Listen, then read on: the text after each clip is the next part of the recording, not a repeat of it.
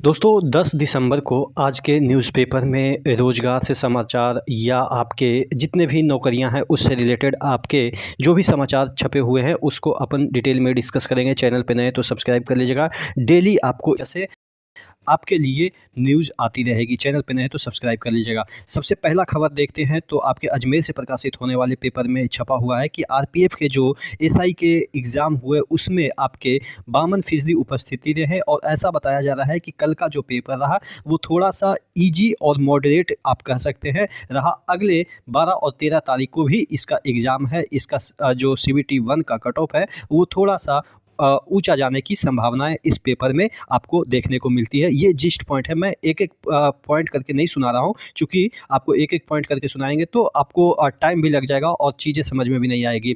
Detail ये सब जो पेपर कटिंग है वो मैंने अपने टेलीग्राम में शेयर कर दिया, तो वहाँ से भी जाके आप अपने ज़रूरी की चीज़ें पढ़ सकते हैं।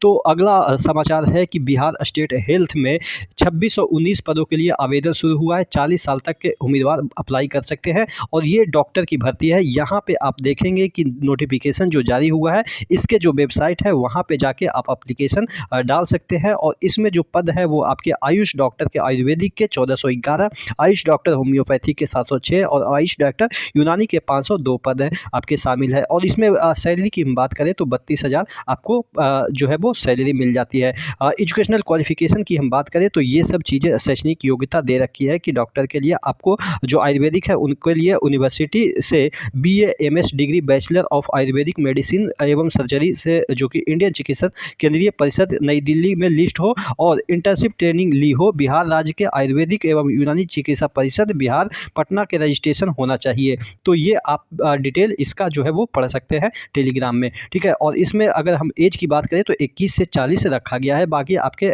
जो कैटेगरी वाइज जो उम्मीदवार हैं उनको जो है वो अवसर दिया जाएगा और भी एज रिलैक्सेशन का। अगला खबर की ओर बढ़ते हैं तो अतिथि शिक्षकों का है जो कि धरना प्रदर्शन कर रहे हैं। यहाँ पे देखिएगा बिहार उच्च माध्यमिक अतिथि शिक्षक संघ के बैनर तले अतिथि शिक्षकों ने सोमवार को गर्दनी बाग में एक और दिवसीय धरना दिया। संघ के आउटसोर्सिंग पे ली गई अतिथि शिक्षकों के सेवा बनाए रखने और नियमित करने की मांग की गई। संघ के प्रदेश अध्यक्ष डॉक्टर विजय प्रसाद ने कहा कि सरकारी जो सेवा को जब तक नियमित नहीं किया जाता है, सरकार हमारी सेवा को नियमित नहीं करता तब तक आंदोलन जारी रहेगा। अनुभव के आधार पर आगामी सक्षमता परीक्षा में शामिल होने का अवसर दिया जाए। तो ये रहा आपके अतिथि शिक्षकों का धरना। और शिक्षकों से रिलेटेड ही बीपीएससी के जो एक और भी शिक्षक है प्रधानाध्यापक का, उसका भी एक जो है वो चीज़ें छपी हुई है, उस पर भी डिस्कस करेंगे। हालांकि आपको बीपीएससी 70वीं से रिलेटेड एक न्यूज़ है जो कि कदाचार मुक्त परीक्षा के लिए 3 स्तर पे की जाएगी जाँच। और यहाँ पे आपको देखने को मिल रहा है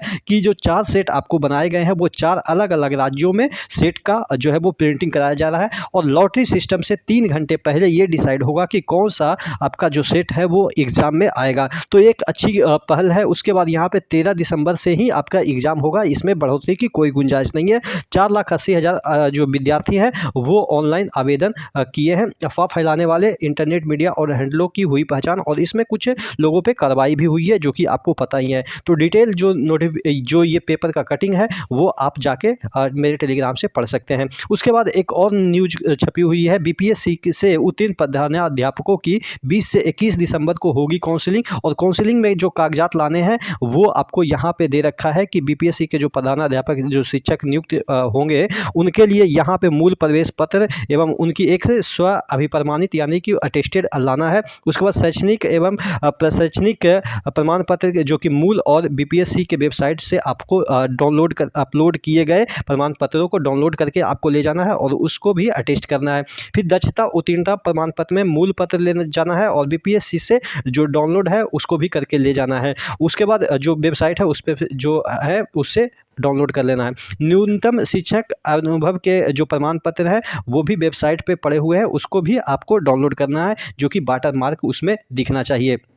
उसके बाद अनुमंडल पदाधिकारी के द्वारा यहाँ पे एक मिनट अनुमंडल जो पदाधिकारी हैं उनके द्वारा एक यहाँ पे दंडाधिकारी द्वारा निर्गत प्रपत्र में इस आशय का शपथ पत्र की भी प्रमाण पत्र सही है कि आपके विरुद्ध थाना अथवा न्यायालय में कोई केस दर्ज नहीं है। तो ये एक प्रपत्र है जिसमें कि अनुमंडला पदाधिकारी या कार्यपालक दंडाधिकारी से आपको साइन करवा के ले जाना है कि आपके विरुद्ध कोई मुकदमा वगैरह नहीं है। तो ये रहा आज का जो भी न्यूज़पेपर में आई हुई है आपसे रिलेटेड, नौकरी से रिलेटेड वो चीज़ें। ठीक है, तो कल मिलते हैं 11 तारीख के न्यूज़पेपर के साथ। तब तक के लिए जय हिंद। चैनल को सब्सक्राइब कर लीजिएगा।